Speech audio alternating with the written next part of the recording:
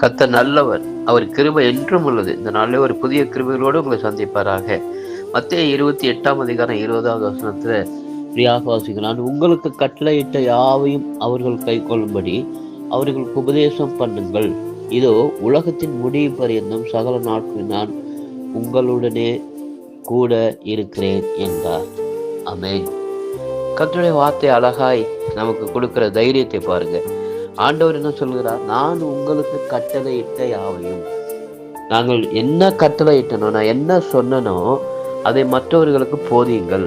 அவர்களுக்கு போதித்து அவர்களை நடத்துங்கள். அவர்களுக்கு வேண்டிய எல்லாவற்றையும் நீங்கள் அவர்கள் போதித்து உபதேசம் பண்ணுங்கள். உலகத்தின் முடிவு பரியந்தம் நான் உங்களோடு கூட நான் உங்களோடு கூடவே இருப்பேன்.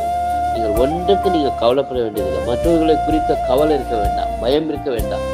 எதை குறித்து நீங்கள் கவலைப்பட வேண்டாம்.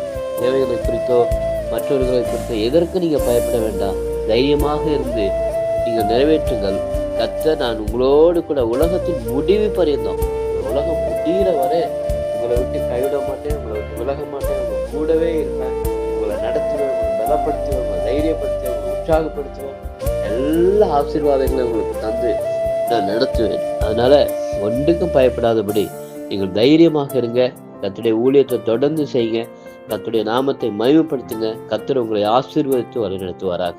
அதனால அப்படிப்பட்ட கிருபைகளை உங்கள் ஒவ்வொருவருக்கும் தர வேண்டும் நாங்கள் தொடர்ந்து செபிக்கிறோம். நல்ல ஆண்டவரே, உண்மை நன்றியோடு கூட நாங்கள் ஸ்தோத்திரிக்கிறோம் சாமி. உங்களுடைய வார்த்தையின் பிரகாரம் ஆண்டவரே, நீங்கள் சொன்னதை மற்றவர்களுக்கு உபதேசிக்க எங்களுக்கு உதவித்தார். ஆண்டவரே, நீ சகல நாள் எங்களோடு கூட இருக்கிறதுக்காக நன்றி ஆண்டவரே. தொடர்ந்து எங்களை பலப்படுத்தி நடத்துங்க. இயேசு நாமத்தை கேட்கிறோம் நல்ல பிதாவே. ஆமென், ஆமென்.